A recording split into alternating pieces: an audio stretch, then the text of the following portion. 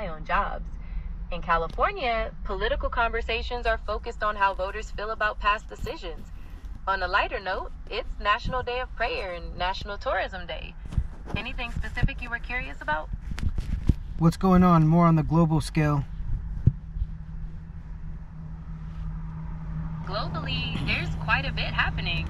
Besides the situation in the Middle East, Russia has been continuing attacks on Ukraine despite a ceasefire. Also, there are mixed messages coming from the U.S. about its strategy with Iran, varying from threats of bombing to predictions of a peace deal.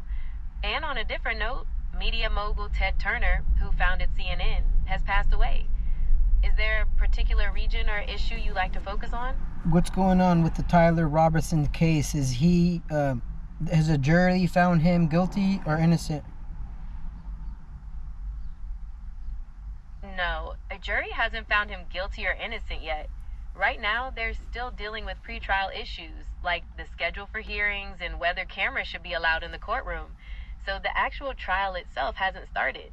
Does that make sense? No, I'm totally confused right now. What's the distance to the moon? Oh, sorry about the confusion. On average, the moon is about 238,855 miles away from Earth. It changes a little though because its orbit isn't a perfect circle. Anything else you'd like to know about it? Is there going to be a full moon tonight? Nope, not tonight. We're actually in the waning gibbous phase, meaning the moon is just past full and slowly getting smaller. It should be around 72% bright. The next full moon isn't until the end of the month. Planning to do some stargazing? Actually, I'm going to launch a mission. It's going to be the Artemis 3 mission. I'm sure you're aware of it. Oh yeah, the Artemis missions. Aiming to put the first woman and the next man on the moon. Launching to space during a waning gibbous moon definitely gives you a lot of light overnight, but presents some different operational considerations than launching during a new moon. Are you thinking about specific aspects of the mission, like payload or timing? Well, I'm no longer concerned about the Van Allen radiation belt, so I know that humans can fly through it easy without a problem, correct? Well, it's not exactly easy, but yes, it's been proven to be safe. The key is that you pass through them quickly and take paths that avoid the most dense parts. Plus, the spacecraft, like Orion, has shielding built in. Data from past missions, including the uncrewed Artemis 1, have helped validate those safety measures. So it's a manageable risk, not a barrier. Anything else you were curious about regarding the belts? What's going on with the Artemis 1 mission? Did we learn any new detail from this mission? Any scientific exploration, discovery? I mean, detail. I mean, what was the point of the mission? Well, Artemis 1 was essentially a big test run for the crewed missions coming up. It was an uncrewed flight around the moon to make sure the Orion spacecraft and the SLS rocket would work correctly in deep space. We've definitely learned a lot from its sensors, especially regarding radiation exposure and how the heat shield held up during re-entry. Those findings have been critical for making sure Artemis 2 and 3 are safe for humans. Did you want to know more about something specific, like the mannequins or the radiation data? Tell me a little bit about the mannequins. There were two of them, Helga and Zohar, and they were designed to mimic female bodies because women tend to have a higher risk of developing cancer from radiation.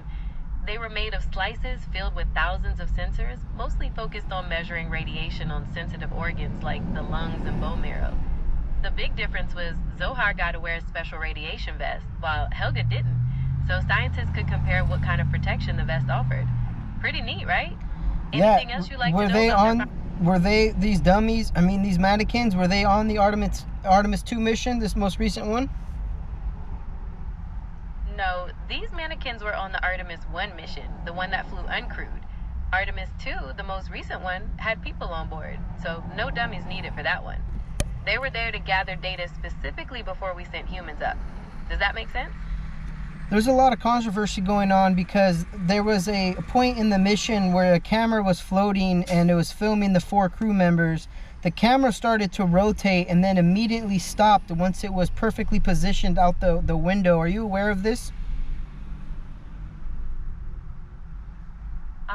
there's been a lot of discussion online about the camera coverage of the Artemis 2 launch, with people frustrated about the angles and missed shots.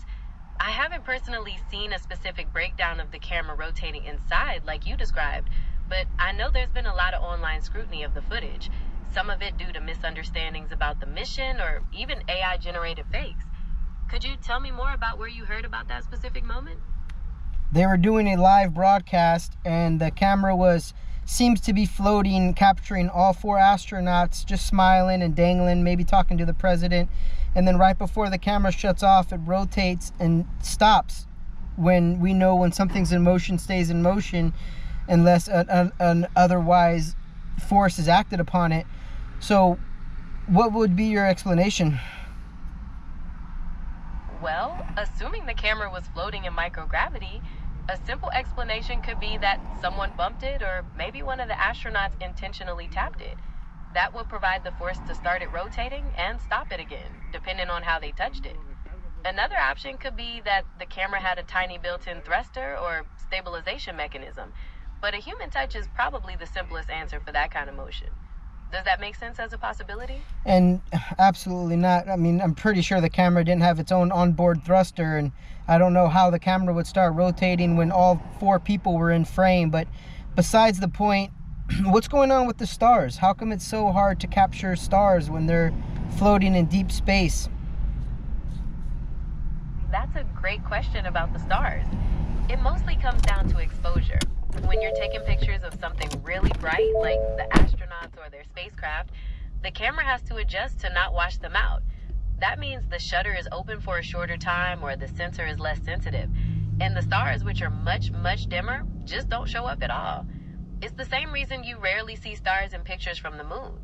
If they specifically tried to capture stars, they could, but then the astronauts would be too bright to see. Does that make sense?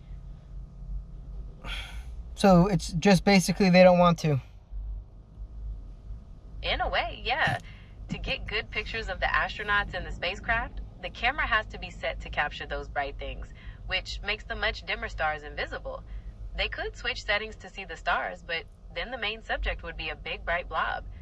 Are you thinking about some specific footage where you were hoping to see the background stars? Well, I'm launching my own mission, as I said, and I'm actually on the launch pad right now. I'm just going to get some final questions out of you before I send one man into space. I'm going to orbit the moon by myself.